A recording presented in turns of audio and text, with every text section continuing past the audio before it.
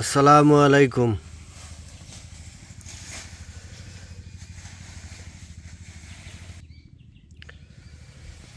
এইটা আমাদের কলার ক্ষেত। তো এটা আমরা প্রায় 4.5 বিঘা জমিতে এবার কলা লাগাইছি।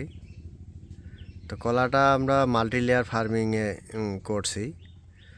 প্রথমে এই জমিটাতে ধান ছিল, ধানের জমিতেই আমরা কলা লাগাইছি। তারপরে ধান কাটার পরে এই মাঝামাঝি চাষ দিয়ে, ভালো করে চাষ দিয়ে আমরা আলু লাগাইছি। আলু যখন আমাদের আলু হয়ে গেছে, আলু ওঠার পরে আমরা এই জমিটাতে পাট শাক যে আছে, পাট শাক আবাদ করছিলাম। তা আলহামদুলিল্লাহ পাট শাকটা রমজান মাসে ভালো দামে বিক্রি করছি। তারপরে পাট শাক যখন আমরা ফেলছিলাম, আলু তোলার পরে ওই পাট শাকের মাঝখানে আমরা ওই কুমড়া লাগাইছিলাম। তো আলহামদুলিল্লাহ কুমড়াতে আমরা তেমন ভালো করতে পারি নাই, কিন্তু মানে আমাদের একটা শিক্ষা হয়েছে যে কুমড়া বাড়িতে যে একটা তাবিজ লাগানো লাগে, ওই তাবিজ আমরা লাগাই নাই, বিদায় আমরা কুমড়াতে একটু ভালো করতে পারি নাই। তবে আলহামদুলিল্লাহ আমরা আমার অনেক লাভবান হয়েছি। তো যেটা মানে আশা করছিলাম লাভ হওয়ার, ততটা হইতে পারি নাই, তবে লস হয় নাই। তো এই যে তারপরে কুমড়া ওঠানোর পরে আমরা আবার ওই ভালোভাবে পরিষ্কার করে গোড়াটা বেঁধে দিছি সার দিয়ে বেঁধে দেওয়ার পরে আমার এই কলা ক্ষেতটা, যতগুলা কলার ক্ষেত আছে সবচাইতে এই কলার ক্ষেতটা ভালো হয়েছিল। তো বেঁধে দেওয়ার পরেই বৃষ্টি শুরু হয়। তো এইখানে আমার প্রায় 1 বিঘা জমি। এই জমিটা একটু নিচু জমি, দেখেন চতুর্পাশের জমিগুলো একটু উঁচু, এই জমিটা একটু নিচু। এই জমিটা নিচু হওয়ার কারণে এখানে প্রায় 7 দিন পানি বেঁধে থাকে। তো বেঁধে থাকার কারণে কলার গাছগুলো নষ্ট হওয়া শুরু হয়েছিল। মানে 7 দিন পরে যখন রোদ উঠছে, কলার গাছগুলা ঝোলা লাগা শুরু হয়ে গেছে। তো বিশেষজ্ঞ, যারা কলা বিশেষজ্ঞ আছে, ওদেরকে নিয়ে আসলাম। ওরা বলছে যে কলাগুলা নষ্ট হয়ে যাবে, মানে এই কলাগুলার বেশিরভাগ কলা গাছ নষ্ট হয়ে যাবে। তা আমিও ধরে নিয়েছি যে নষ্ট হয়ে যাবে। তো এখন প্রায় বৃষ্টি মানে পানি শুকানোর প্রায় 1 মাস হয় নাই, 20 দিনের মতো হয়ে গেছে, কিন্তু এখন পর্যন্ত কলা গাছগুলো নষ্ট হইল না। তা আমি কলার বাড়িতে এসে একটা জিনিস দেখলাম, যে আমার যে কলার ক্ষেত, এই ক্ষেতটাতে দেখেন যে এরকম নীলি জমছে। আমার এই ক্ষেতটাতে পুরাটাতে নীলি জমছে। তো এই নীলিগুলা হচ্ছে কিন্তু আমার ট্রাইকোডার্মা। দেখেন পুরা ক্ষেতটাতে আমার নীলি জমছে। এই নীলিগুলা হচ্ছে আমার ট্রাইকোডার্মা। আমার একটা ট্রাইকোডার্মার একটা প্রজেক্ট করছিলাম আমি একটা ঘর তুলছি, হাউস বানাইছি অনেক খরচ করে। ওইখানে আমি ট্রাইকোডার্মা সারের প্রজেক্ট করছিলাম। তো আমি যখন সারটা উঠাইছি, আমার সারটা ঝুরঝুরা হয় নাই, চা পাতার মতো যে ঝুরঝুরা হইবে ওইটা হয় নাই। তো তখন আমি মনে করছিলাম যে আমি মনে হয় এই প্রজেক্টটাতে আমি ফেল। আমার মনে হয় আমি ট্রাইকোডার্মা সার আমি করতে পারবো না, বা আমার হয় নাই। আমি এটা আমার আরও শিখতে হইবে, ট্রেনিং নিতে হইবে।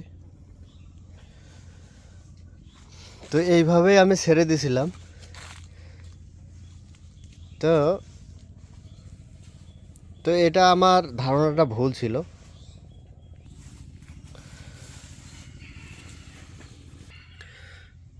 কারণটা হলো যে আমার ওই ট্রাইকো সারগুলা যেগুলা ছিল ওই হাউজের ভিতরে, সেই সারগুলা আমরা আমাদের জমিগুলাতে প্রয়োগ করছিলাম। তো এই জমিটাতেও আমরা প্রয়োগ করছিলাম, ট্রাইকোডার্মা ছত্রাকনাশক।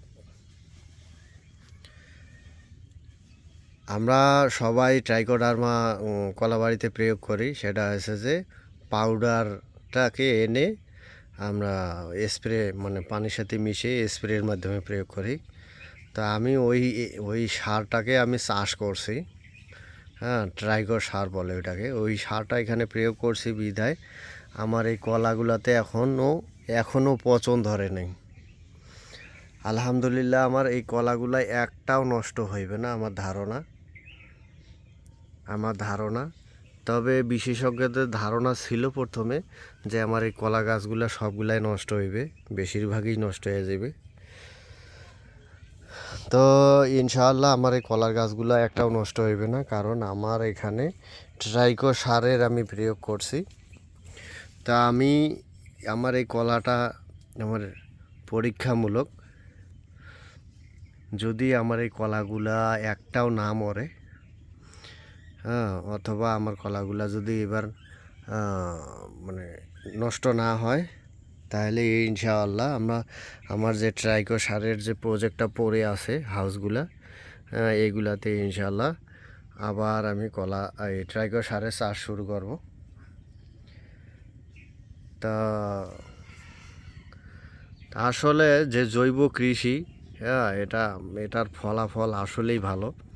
কারণ দেখেন, এটা যদি জৈব কৃষি না হয়ে যদি আমার শুধুমাত্র রাসায়নিক কৃষি হইতো, তাহলে সবগুলা গাছেই আমার নষ্ট হয়ে যেত। এই এক বিঘা জমির সবগুলা কলাই নষ্ট হয়ে যেত। তা আমার এই ট্রাইকো সার চাষ করাতে আলহামদুলিল্লাহ এই কলাগুলা আমার বেঁচে গেছে। তো এই সারের গুণাগুণটা আমি এখন পাইলাম যে এই সারটা প্রয়োগ করলে যে কলার গাছের খাদ্য পাইল, মানে যে ওর যে পুষ্টি গুণ, মানে যত প্রকার পুষ্টি দরকার, হ্যাঁ, এগুলা পাইলো, প্লাস ছত্রাকনাশক হিসাবে কাজ করলো।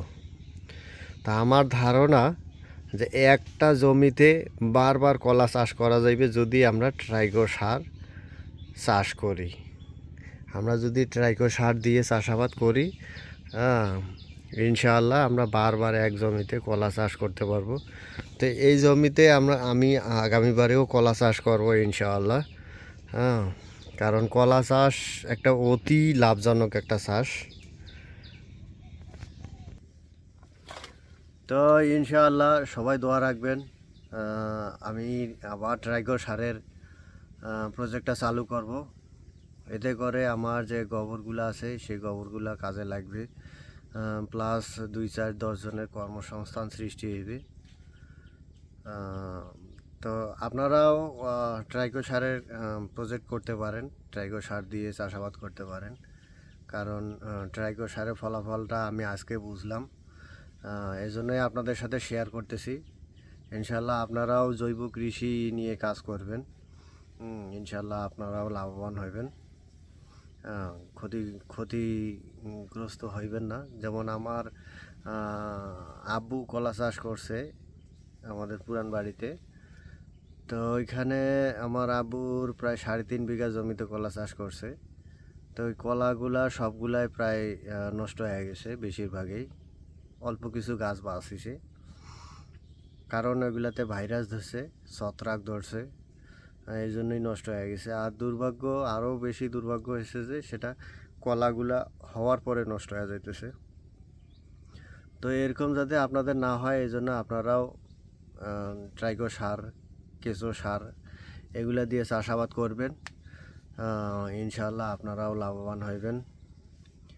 আর সর্বোপরি আমাদের জন্য দোয়া রাখবেন, আমরা যাতে বিভিন্ন রকমের জৈব কৃষি নিয়ে কাজ করতে পারি এবং বিভিন্ন মানুষের কর্মসংস্থান সৃষ্টি করতে পারি, আপনাদেরও শিখাইতে পারি।